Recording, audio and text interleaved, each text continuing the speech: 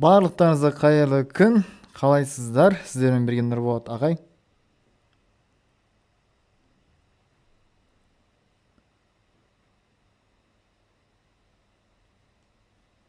Ama көріне береді, сонда мен түсінген. Тамаша. Бір кішкентай ошибка шығып тұр. Не екендігін. Барлығы жақсы ма екен? Жақсы естіліп тұрмын ба? Жақсы көрініп тұр ма екен? Бір айтып жіберсеңіздер.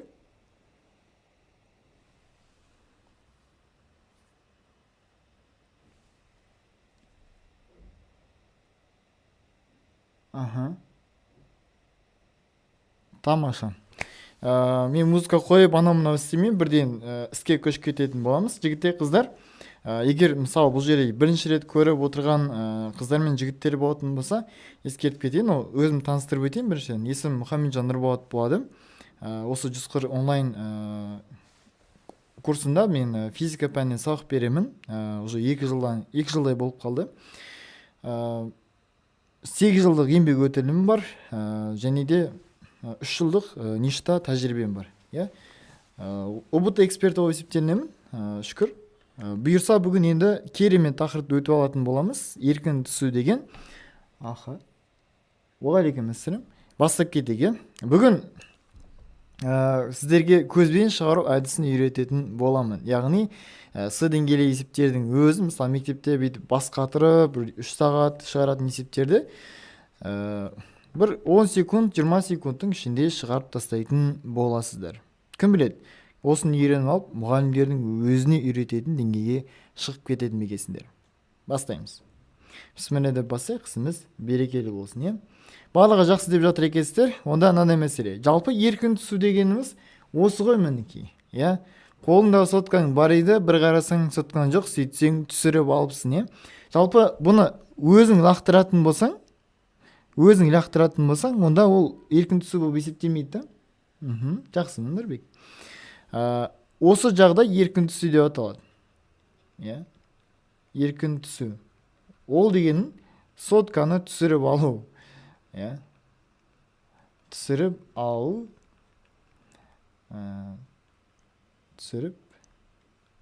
Осы жатып кетеді екен. Яғни бір сөзбен айтқан кезде еркін түсу дегеніміз сотканы түсіріп алу.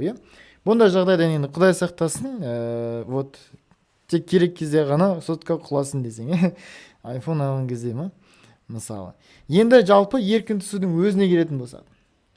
Еркін түсу ортаның кедергісі болмаған кезде денелердің жердің тарту әсерінен түсуін айтады екенбіз. Дененің бос ортада, яғни вакуумсыз ауыз кеңістікте түсуін осы еркін түсу деп атап кетеді екенбіз. Дененің бастапқы жылдамдықсыз түсуі деп келеді. Яғни бастапқы жылдамдығы еркін түсуде 0-ге тең болуы қажет. Жақсы. Егер бастапқы жылдамдықпен түсетін болса, ол еркін түсуге жатпайды. Енді осы жерде біз енді жердің тарту күшін әсерінен деп айтып отырмыз ғой. Жердің тарту әсері ол бізде мысалы ауырлық күшін жазып қоятын болсақ, онда mg. Мұндағы g-ді бәрін білесіңдер. Бұл g-ді осы как раз сол еркін түсу үдеуі деп атап кетеді екенбіз. Және оның мағынасы 10 метр секунд квадрат.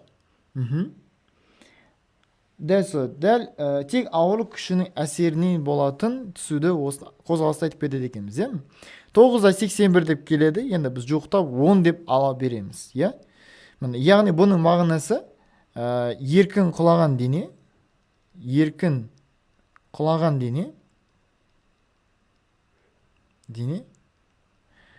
әр секунд сайын жылдамдығын 10 метр секундке арттырады деген сөз. Арттырады. Осыны білу керек бізге. Жақсы. Мынаның мағынасы ғой, үдеуінің мағынасы.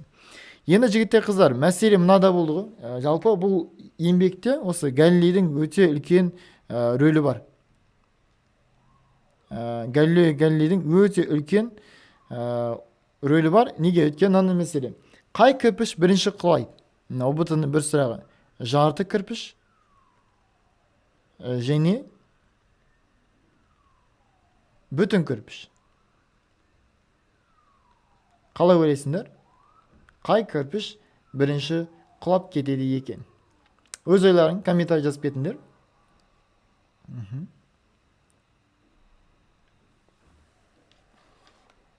Тек ауырлық күшінің әсерінен бүтін кірпіш екеуі бірдей ауыры.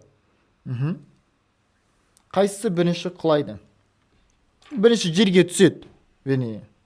Өз ойларыңызды жазып кетсеңіздер. Әрине.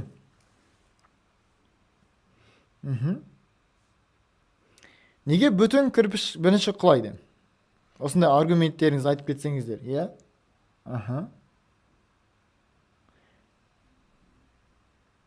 Қайсысының салмағы ауыр, сол бірінші. Тамаша. Вот, мына жігіт сонымен келіспейді. Иә? Мынау қайсысының салмағы ауыр, сол бірінші құлайды, иә? Бірінші құлайды. Дұрыс қой енді, бұл айтқан кезде. Это логично же, иә? Вот. Енді айтады, мына жігіт айтады, мен келіспеймін дейді. Фук деп қойын. Мен келіспеймін дейді осы сөзбен.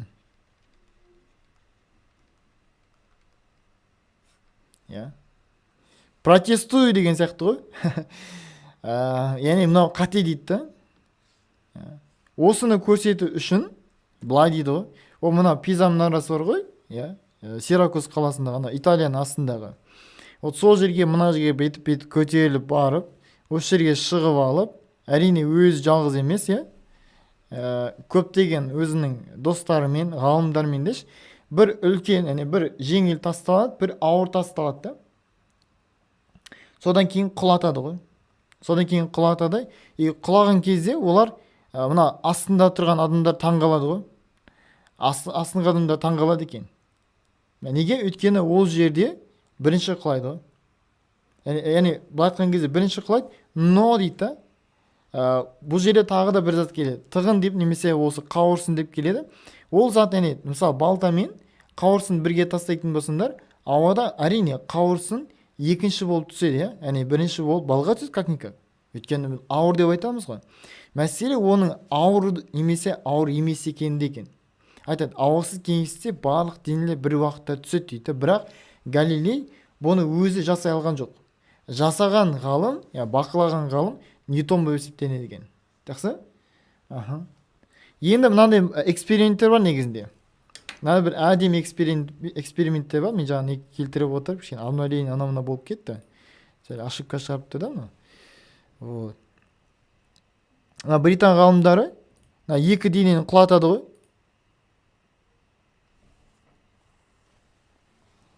Екі денені қазір құлатады.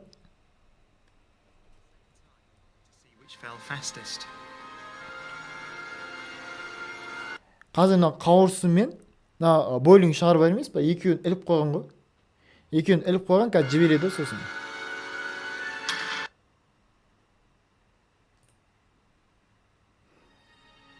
YouTube ашып көмес деп тұр что-то.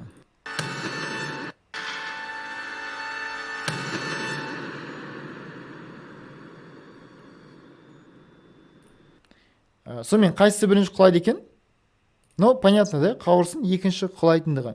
Неге десеңдер? Мысалы айталық, мына бойлинг шарына Т уақыт кететін болса, Т1 дейтін болсақ, мына бізде Т2 болады да. Яғни Т1 уақыт кіші болады екен Т2 уақыттан. Ауада деп жазып қойын. Не себептен десеңдер, мәселе мынада екен ғой. Мәселе мынада екен. Мынаған не әсер етеді десеңдер, мынаған ауа кедергісі әсер етеді екен ғой. Бұла қарай. Ауа кедергісі деп жазып қойын. Яғни оны көтеріп тұрады да, ауа кедергісі көбірек әсер еткен себепті қағазға. Ол екінші болып түседі екен. Дәлел ретінде айтып кетейін, мынандай мысал келтіріп кетейін. Мысалы, сол қағазды мыжып тастайтын болсаң, сосын жайып қоятын болсаң, А4 парағы десең, мыжылған сондай парақ.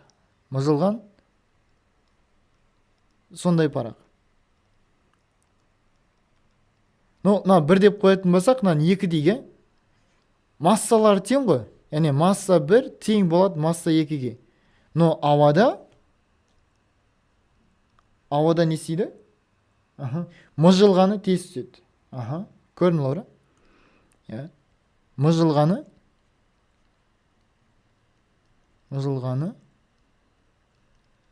тез түседі. Сонда мәселе неде болып тұр екен?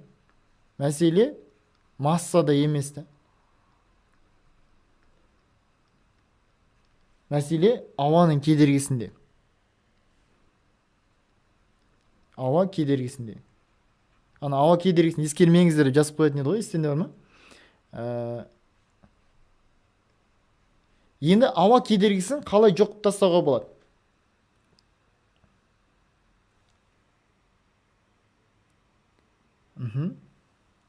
Ауа кедергісін қалай жоқып тастауға болады? Не, нөл қылып тастауға болады оны. Қалай? Ол үшін не істейміз? Вакуум жасаймыз. Қалай десіңдер, былай ғой сонда. Бастапқыда міне тығын ішінде ана жерде ауа бар. Одан кейін не істейді? Ауаны сорып алады.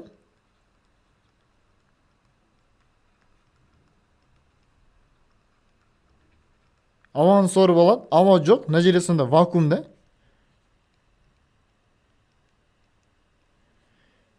Вакуумда істеген кезде барлығы бірге құлайды екен. Сабақ сақталады міндетті түрде. Бәрі бір уақытта құлайды.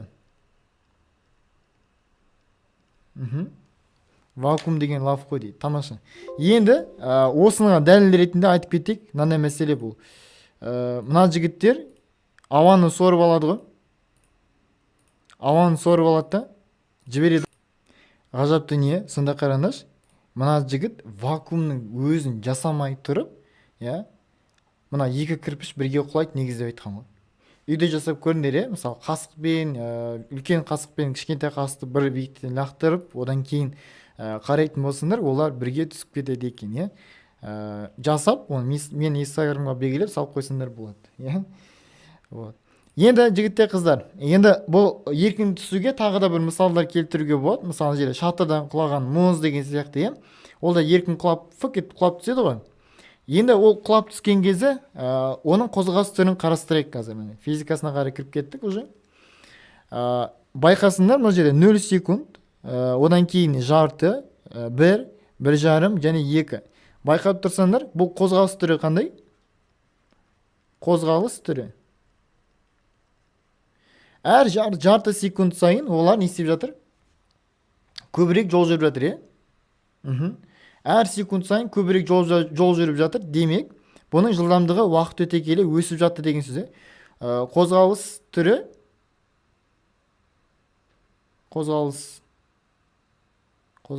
деп жазып қойын әжеге. Бірігіп кетті енді айбетпендер. Қозғалыс түрі бізде үдемелі болады екен балалар. Үдемелі. Енді бізде бастапқы жылдамдығымыз 0-ге тең. Мынау жылдамдықтың теңдеуі қандай еді? В тең, V0 V қосылған А-ты ғой. Только А-ның орнында бізде G тұрады. Демек бізде V тең болады, G көбейтілген Т болып кетеді екен. Мұндағы V дегеніміз соңғы жылдамдығы, Т дегеніміз түсу уақыты екен. Тамаша. Енді осы жерде жолын қалай табамыз деген сұрақ туындайтын болса, естерінде болса, мына биіктік дегеніміз мына жерде болды, жаңа қарап үлгердіңдер ме? Биіктік вертикаль бойымен орын ауыстыру дейді мінекей. Демек, біз былай келтірсек болады осы жерде. Көшіре салайыншы.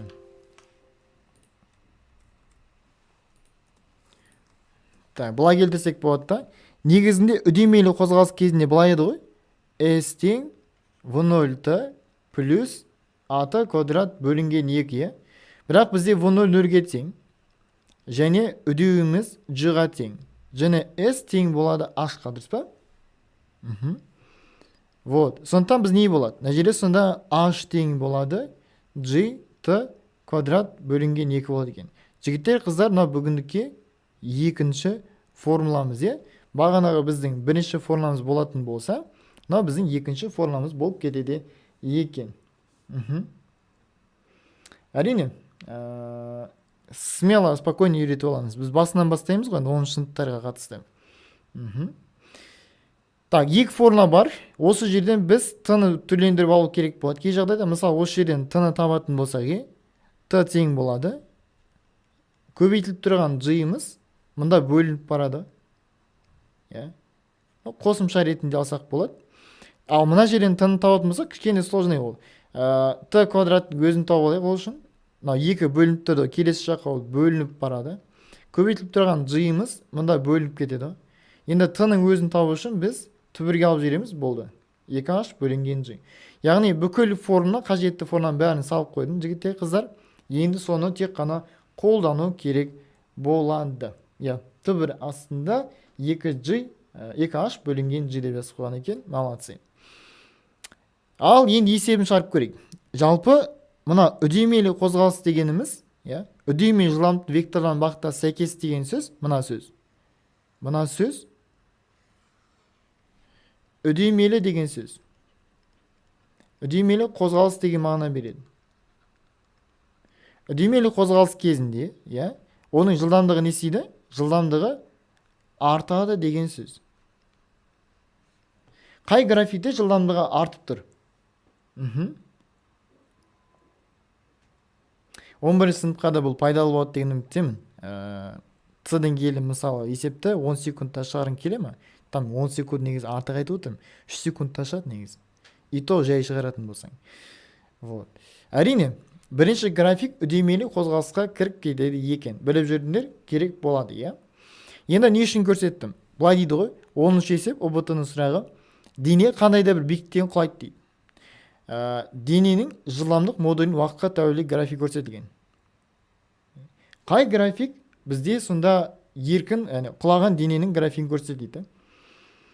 Осы кезде қазір көп былай айтқан кезде қиыншылық туындауы мүмкін. Мына жерде еркін деген сөз тасталып кеткен болар. Еркін құлау кезінде сөзбен жазып отырмын әдейі. Кезінде не істейді? Бастапқы жылдамдығы нөлге тең, одан кейін жылдамдығы өсіп бастайды, өсе бастайды. Енді метод исключение жасап тастайық. Мынаның бастапқы жылдамдығы нөлге тең емес, сондықтан сызып тастаймыз. Яғни атет кетіп қалды. Бастапқы жылдамдығы нөлге тең. Бастапқы жылдамдығы нөлге тең емес, сызып тастаймыз. Кетті. Бастапқы жылдамдығы нөлге тең емес, сызып тастаймыз. Сонда бізде 2 қалды. Немесе 4 қалды. Енді қарақ, 2-де қарайтын болса, оның жылдамдығы өсті, одан кейін қайтадан азайды да. Біз енді құлаған дене, кере жат тоқтап қалмайды ғой. 0 деген сөз жылдамдығы тоқтайды деген мағына береді. Сондықтан 2-ні де сызып тастаймыз. Жауабымыз сонда 4 болып кетеді екен. 4-ті белгілеп, плюс 1 балл алып кетеді екенсіңдер. Қалай болып жатыр сабақ, жігіттер, қыздар? Ұнап жатыр ма?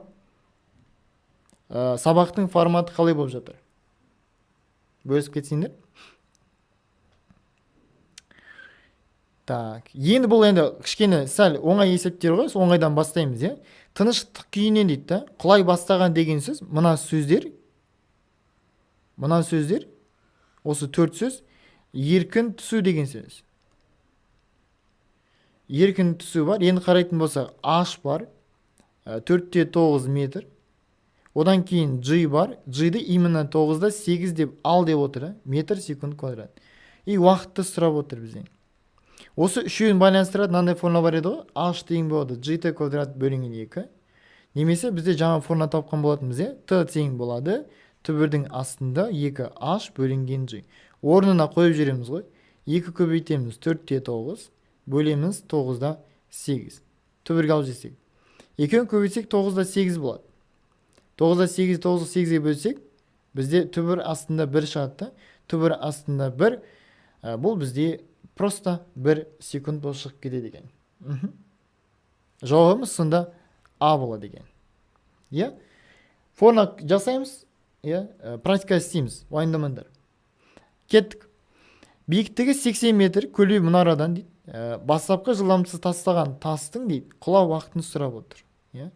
Бастапқы жылдамдықсыз тасталған деп отыр да мінекей. Яғни V0-іміз 0-ге тең да. Бұл значит еркін түсу да. еркін түсу. Осындай сөздерге назар аударамыз. Енді қарайтын болсақ, бізде биіктік бар, қайттан уақыт сұрап отыр. Құлау уақытын тапқан кезде жаңа формаға 2h бөлінген g деген түбірдің астында. 2-ні көбейтеміз 80-ге, бөлеміз 10-ға. Мыналар қысқарып тастайық. Сонда бізде 2 көбейтілген 8-іміз түбір астында 16 болмай ма? 16 дегеніміз сонда 4 секунд болып кетеді екен. Жауабымыз D болып кетеді екен. Келесі. Еркін құлаған дененің 2 секундта және 3 секундта жүрген жолдарының қатынасы дейді. Ол үшін біз еркін құлаған дене формуласы h тең g t квадрат бөлінген 2 деген формуланы қолданымыз керек. h1 дейік, t1 дейік. Сонда бізде 10 көбейтеміз 2-нің квадратын бөліп тастаймыз 2-ге. 10 көбейтілген 4 бөлеміз 2-ге, 2-нің квадраты 4 қой. Сонда 40-ты 2-ге бөлетін болсақ, бізде 20 метр деген сан шығады, дұрыс па? Одан кейін біз h2-ні табайық. Ол g t2 квадрат бөлінген 2 қой. Сонда 10, мұнда 3-тің квадратын бөліп тастаймыз 2-ге. 10, 3-тің квадраты бізде 9 бөлеміз 2-ге, дұрыс па? Сонда 90-ды 2-ге бөліп тастайтын болсақ, бізде қанша шығады? 45 емес па? Бізде айтады сонда, ана h1-ді h2-ге бөліп тұрғы. Сонда 20-ны бөліп тастаймыз 45-ге. Сонда екеуі де қысқарады 5-ге, мұнда 4 болады, мұнда 9 болады. 4 бөлінген 9 жауабымыз E болып кетеді екен, да? E болып кетеді екен. Негізінде 9-да 8, үші ол экваторға немесе жердің орналасу биіктігіне байланысты өзгеріп кетеді ғой. G-де біз енді жер бетінде өте жақын деп алайық та, 9-да 8 деп сонымен тоқталайық. Жауабымыз сонда E болып кетеді екен. Неге A болады? Жолдарының, уақыттарының қатынасы A болады, ал жолдарының қатынасы E болып кетеді екен.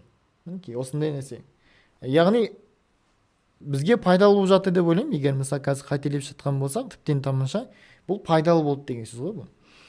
Келесі, енді бағана айтып кеттік, біздің G-іміз 10 метр секундтың квадраты деп ала берейік деп. Яғни оның жылдамдығы, бастапқы жылдамдығы 0-ге тең ғой. Олай болатын болса, оның графигі еркін түсудікі осындай болады екен. Еркін түсудің графигі осы түрде болады екен. Яғни әр секунд сайын 10 қосып отыр, көрдіңіз ме? Әр секунд сайын. Яғни 4 секундта оның жылдамдығы 40 болды, да? Сөйтіп былай істеуге болады негізі. Яғни 1 секундта ол қанша? Мына жерде біз 10 болады, V тең болады G-ті ғой. G көбейтілгенді.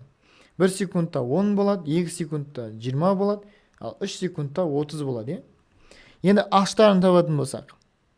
Бағана естерінде болса, мына жерде 1 секундта 4-те 9 деп айтылғантын, яғни 1 секундта почти 5 десек те болатын шығар, 5 метр.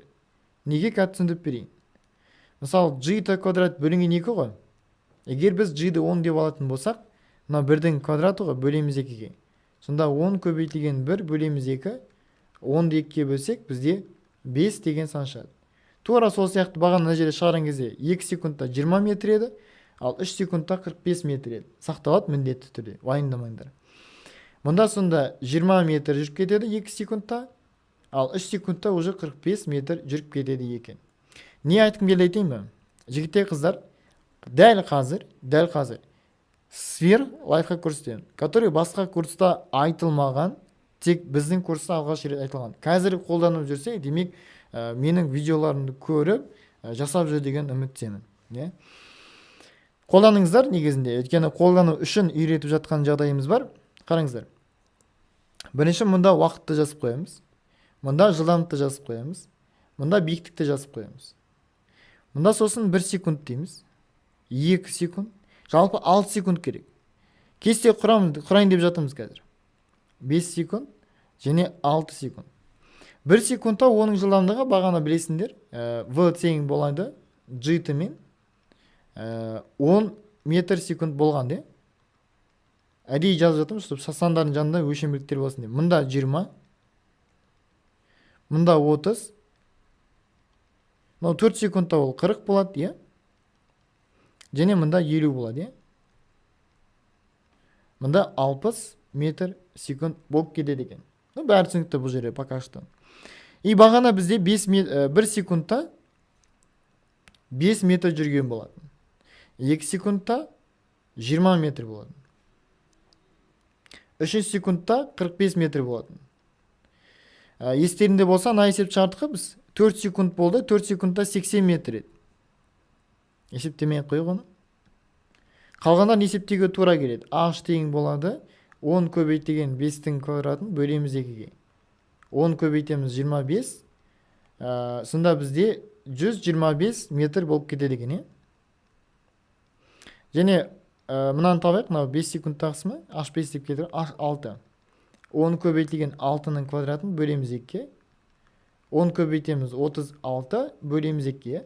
Сонда бізде 36-ны 2-ге бөлсек 18, 180 болып кетеді екен. 180 метр болады екен. Міне. Осындай лайфхак. Сұмдық лайфхак кішкене деген көрсетемін. Бұның мағынасын. Скриндеп алыңыздар. Міндетті түрде скриндеп алыңыздар қазір. Уақыт берейін. Бір 5 секундтан ішінде скриндеп алады деген үміттемін. Задержка өте аз, сондықтан пайдаланыңыздар.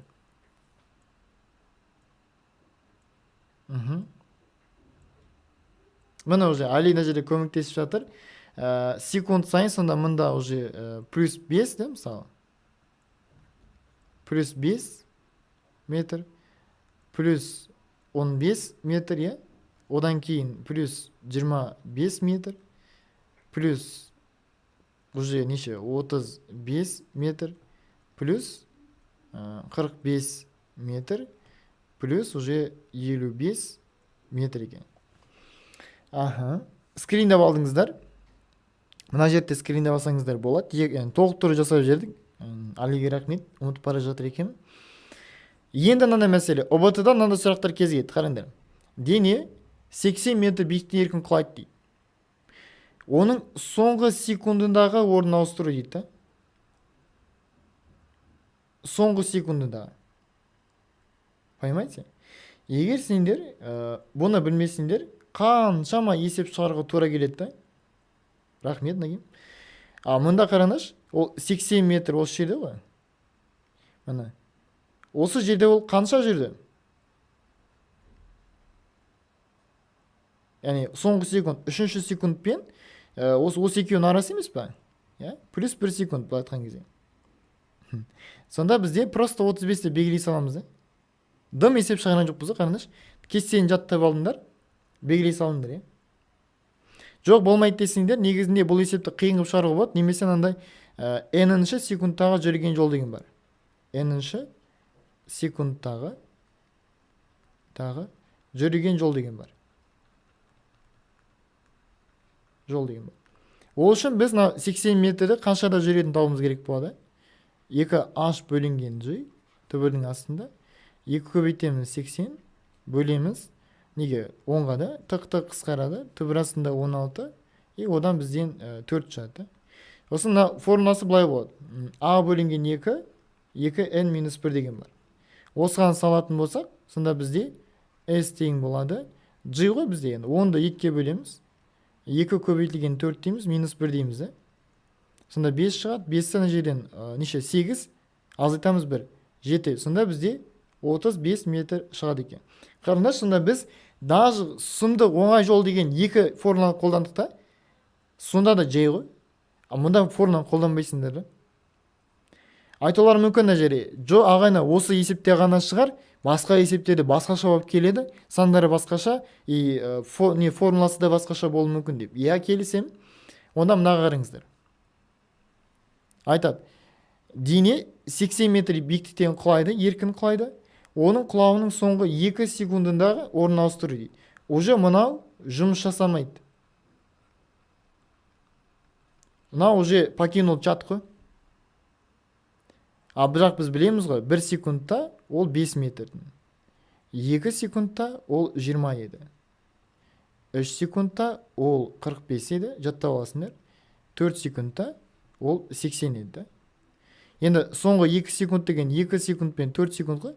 Осы жер ғой, соңғы 2 секунд. Дұрыс па? Вот. Мына аралық қанша метр мынау?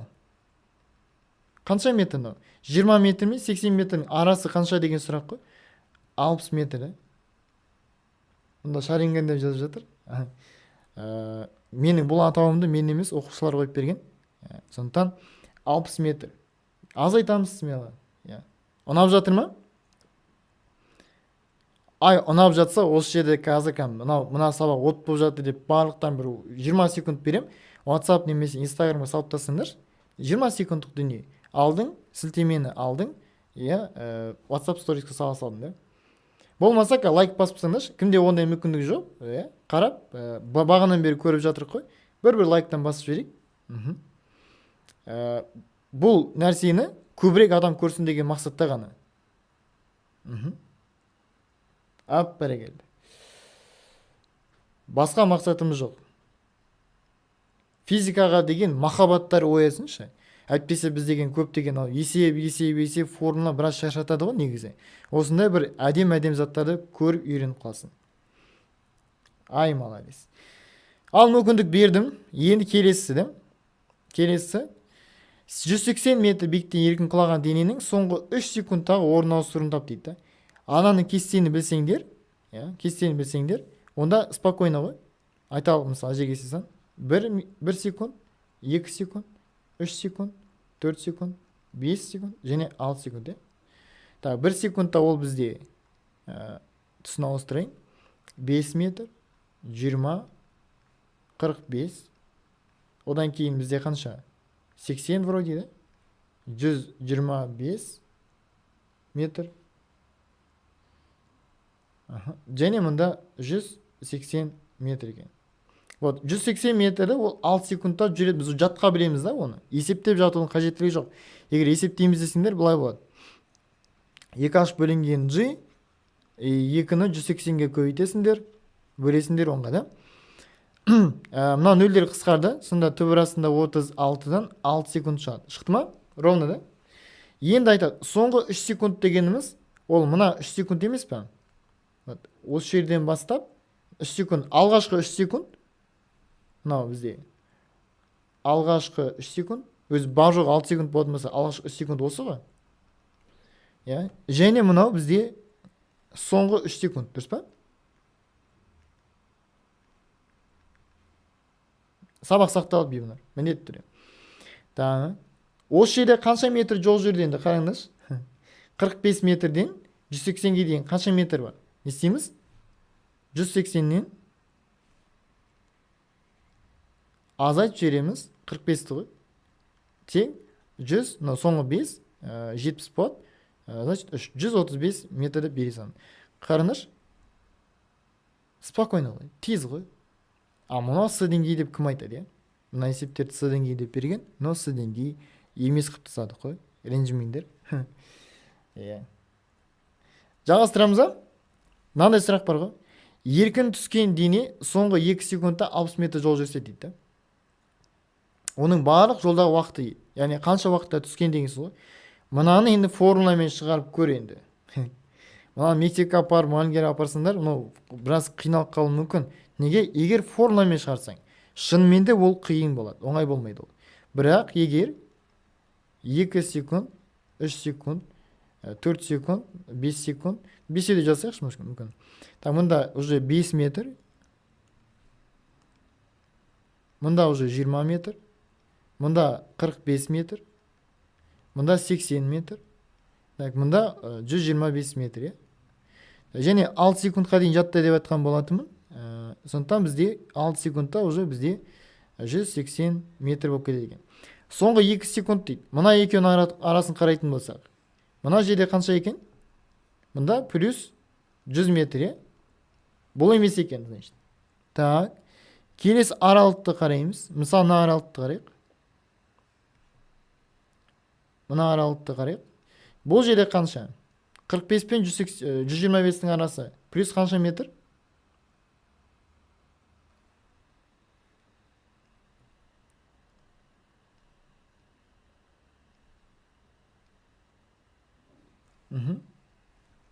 Қанша метр плюс? 80 метр. Бізге 60 керек. Онда дальше іздей береміз. Так, былай іздейік онда.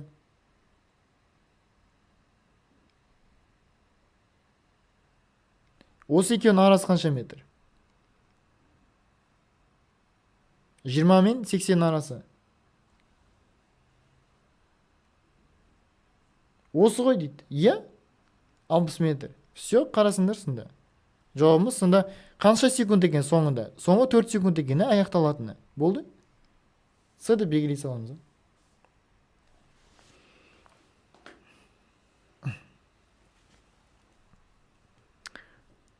Вот. Бұрын қиналып жүрсеңдер, енді спокойно осындай есептерді шашып отыратын боласыңдар. Мынандай сұрақтар кезігеді. 20 метр биіктіктен еркін құлаған дене жолдың 4-тен 3 бөлігін өтетін уақыт дейді. Вот. 4-тен 2 деген дұрыс қой. 4-тен 2 арасы 2 секунд қой. Плюс 2 секунд қой. Соңғы 2 секунд деген сол ғой. Біз алып тұрмыз оны негізі. Дұрыс айтасың. Так, мынандай сұрақ кезігеді. 20 метр биіктікте еркін құлаған дене жолдың 4-тен 3 бөлігін өтетін уақыт дейді. Енді бірінші 20 метрдің 4-тен 3 бөлігін тауып аламыз. Ол 15 метр шығады, дұрыс па? Енді 1 секундта 5 метр, 2 секундта уже 20 метр. Енді қараңдаршы, мына жерде арасында қанша плюс метр жатыр? 5-тен 20-ға дейін. 1-ден 2-ге дейін өткен кезде 1 секундта 5 метр болса, именно 2-ші секундта 15 метр жүреді. Болды ғой. Сонда жауабымыз, яғни соңғы 1 секундта 15 метр жүреді екен.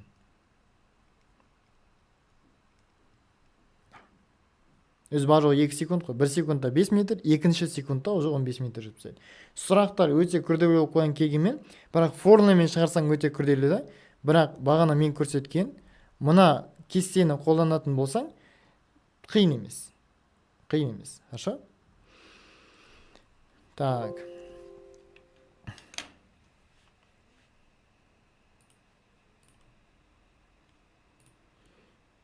Мынандай сұрақ кезіксе. Еркін құлаған дене соңғы 1 секундта 35 метр жол жүрсе дейді. Бағанағы тема. 1 секундта 5 метр, 2 секундта 20 метр. И мұнда 3 секундта уже неше? 45 метр, е?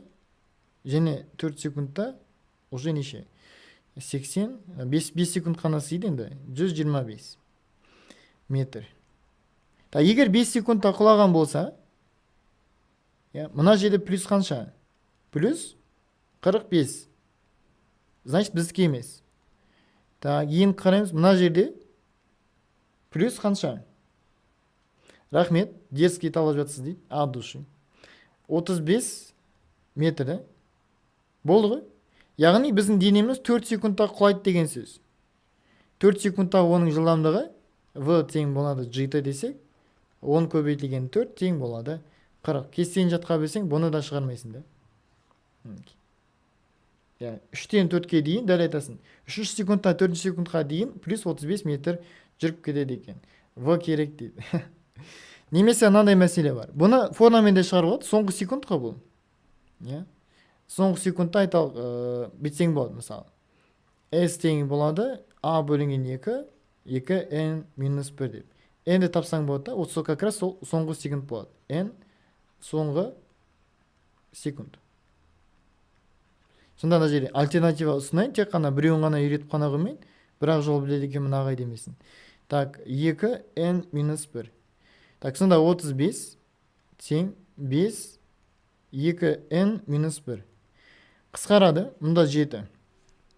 Сонда 7 тең 2n минус 1 беріп келеміз. Сонда 7 қосылған 1 тең болады 2n. 8 тең болады 2n десек, n тең болады 4-ке, яғни 4 секундта. Соңғы секунд 4 екен ғой. Мінекей. Коммента жер өтсіңдер ме? Дұрыс. Міне осындай жігіттер қыздар. Ал бағанағы есептерді, менде сәл уақыт бар екен, тез шығарып қойған сияқтымын. Мына есептер негізінде бұны былай шығаруға болады.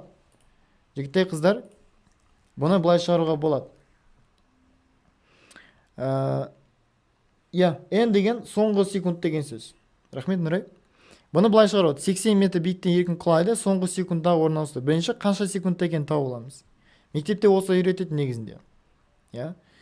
Бүйтеді. 2h бөлінген g дейді. И потом уақытты тауып алады.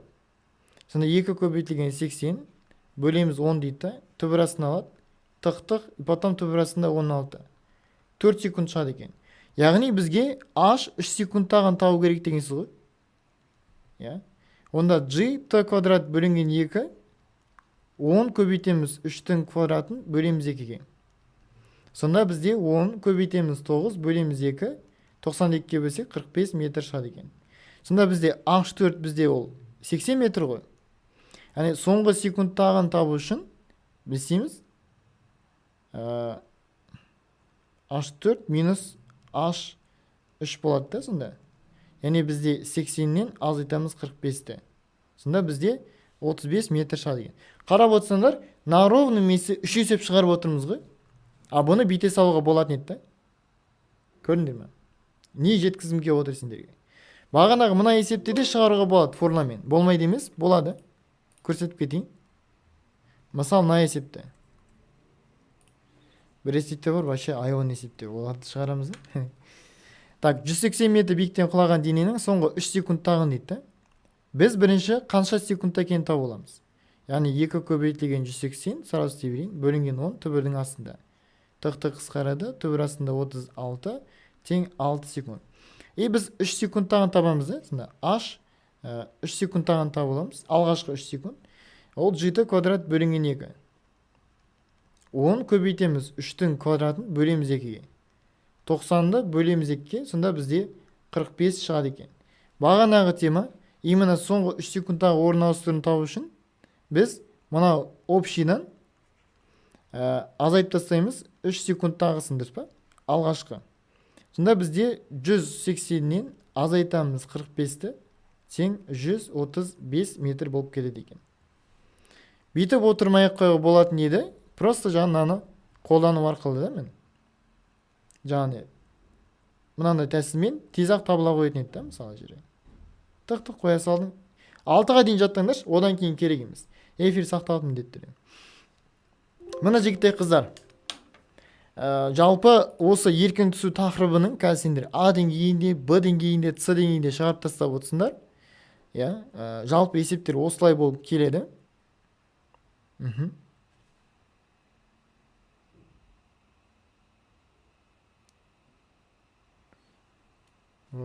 Қалай, ұнап жатыр ма? Көңілдерінен шығып жатыр ма? Біз қазір 30 слайд талдап тастаппыз. Нарығының месе. Мына жерде қазір есептің қиындығы білінбей қалды да бағанадан кейін. Налардың қиындығы тым білінбей қалады да. Соңғы 20 секунд дегендердің барлығы білінбей қалады. Неге?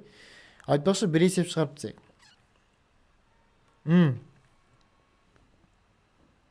Егер ұнап жатса, былай істеңдер, бүгін қалдырмай ешкімнен. Особенно анау бізде 9-шы сынып, 9-шы 10-шы сыныптарға да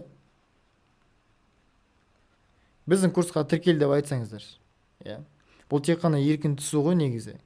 Басқа тақырыптарда қаншама лайфхактар бар. Яғни физиканы саған оңай етіп беретін дейді. Қиын емес физика. Ең басты махаббатың ашатын мұғалім керек. Кім біледі? Сол мұғалім мен шығарым. Сондықтан мына нөмірге жазсаңыздар болады. 8 747 сосын 609 60 28 деген. Осы нөмірге жазып, курсқа қатысым келет десеңіздер, жеңілдіктер жүріп жатыр, мен білуімше. Яғни сен егер 10-шы сынып болатын болсаң, 11-ші сыныпқа көшетін болсаң, қазір қарап отқан болсаң да, сабақтың курста қалай өтетіндігін біліп алатын боласың да. Кім береді, қалай береді, немен болады, қалай үй жұмыс деген не, жұпты жұмыс деген не, бүкілін сол жерде үйретіп беретін боламыз. Яғни сен курстың қандай болатынын біле отырып, тамызда қалай бастайым деген сұраққа жауап аласың да. Ұнамаса, әрине басқа курстан мүмкін қарап көресің жасың. Бірақ ұнаса, ұнайтынына мен сендім. Өткен бұл бір ғана тақырып қой. Бізде әлі қаншама тақырып бар. Болса түсіндіретін. авторлық әдістерім жетеді осы ұбт қатысты. Әдемі болып жатыр ма? Сіздерден сабақта күтем, ең басты сол. Енді бір есеп шығарып тастайық, ойбай бір сұмдық деген есеп. Мынандай бір есеп. Рахмет Арман. Мен де солай ойлаймын. Шатырдан құлаған мұз жолдың бірінші бөлігін 2 секундта ұшып өтті. Мұздың жерге дейінгі ұшу уақыты қанша дейді? Қаныш? Бірінші бөлігін 2 секундта ұшып өтті дейді. Жолдың бірінші бөлігін. Вот. Біз енді 2 секундта қанша екен жүреміз ғой мысалы. 2 секундта ол қанша метр жүріп тастайтын еді? Жатқа жазып кетсеңіздер.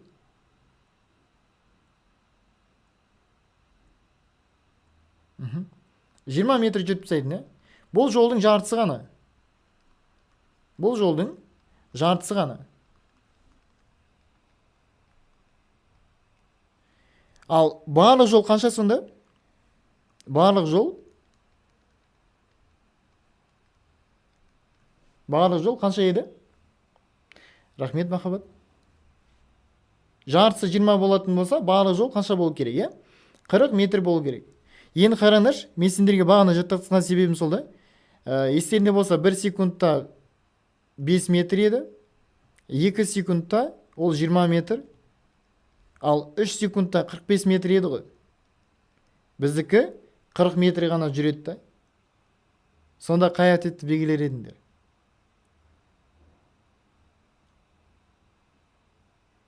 Әдемі емес пе? Яғни 3 секундқа сәл жетің километр, 3 секундқа сәл жетің километр ғана ол жауап емес пе? 3-ке жақын, значит 2-де 80. Дәл солай. Жо ағай шығарайық дейсіңдер, былай болады. Мен қарсы емеспін. Т тең 2h бөлінген G түбірдің астында. 2 көбейтеміз, 40 бөлеміз 10-ға. Тық-тық қысқарып кетеді. Бізде түбір астында 8 шығады. Енді түбір астында 8 қанша? Ол енді 2,5 дегеніміз қаныш. Мынау дегеніміз, мысалы 2,5-тің квадраты. Ол бізде 6,25. Сонда сыптауға болады. Немесе жо ағай десеңдер, онда бізде енді осы 2 жыл болды ғой, 2-ші жыл. Бізге тест-центр үлкен алғысымызды білдіреміз. Қаншама адамның, қаншама мұғалімнің, қаншама оқушылардың Дидар мырза негізінде осын жасап кеткен. Сол кісіге үлкен алғыс білдіремін. Ең бірінші физиктерге калькулятор берген. Оған дейін қаншама физик көз жасын тамып тұрып отырып, мынаның барлығын, қиын есептердің барлығында, атомның физикасы там капец есептер бардың. Молекулада тоже, да? Соның бәрін біз көзбен, яғни жазып отырып шығаратынбыз. Сізде де калькулятор бар. 93, 92-де мен оққам. Так. Сонда бізде 8-ді түбірге алып жіберетін болсақ, онда 2-де 82 болып кетеді екен. Міне шығып тұр барлығы. Барлығы дұрыс деп ойлаймын. Ал жігітек қыздар, осылай әдемі нотамен бүгінгі күнді тамамдайтын боламыз. Баршаңызды курсқа қатыспаған болсаңыздар, ойланып жүрген болсаңыздар, немесе біздің продукты әлі алмаған болсаңыздар, таныс емес болсаңыздар, міндетті түрде танысыңыздар, көріңіздер, біліп жүріңіздер. Және өздеріңіз ғана емес, там інілеріңізге, сестренкаларыңызға, қарындастарыңызға айтып жүріңіздер. От души. Ал сабақ қалай болды? Ұнады ма? Көңілдеріне шықты ма? 50 минут уақытты менімен бірге өткізген екенсіңдер. Жалпы бізде бар дүние 2 қымбат дүние ғой. Біреу уақытымыз, біреу энергиямыз. Осы екеуінде қазіргі 140 онлайн ютубында қарап беріп отырсыңдар, бүкіл назарларында осындай бір ақымен төлеп жатсыздар. Үлкен алғысын білдірем. Осы тікелей эфирде қарап отқандарыңызға сабақтың мықты өтуі тіке сіздерге байланысты. Сау болайық, аман болайық. Келесі сабақтарда кездескенше. Ал кітапша бойынша айтатын болсақ, қалай жартысы болды дейді. Каз. Жалпы менің механикаға арналған кітапшам бар негізінде. Тек қана механика, бірақ құны 2000 теңге тұрады. Ол жерде осы ОТО-да жаңадан қосылған сұрақтар бар. Жаңадан қосылған тақырыптар бар. Солардың теориялары, қосымша формулалары бар. Басқа жерден іздеп жатпайсың да. Жаңа не қайда кетті? Ол мұз емес пе, жаңа шатыр емес пе? Шатыр деген есептен шатырым кетті дейсің ғой. Қайда ол? Ай, осы бір жоғарыларда негізі. Мынау ғой. Қара, шатырдан құлаған мұз, жолдың бірінші бөлігін 2 секундта дейді. Біз енді 2 секундта қанша жүретінін таптық та біз. 20 метр ғой, бұл жолдың жартысы ғана. Ал барлық жол жартысы болатын болса, қара. Барлық жол 40 болады ғой. 2 жарты бір қосылып дейсің.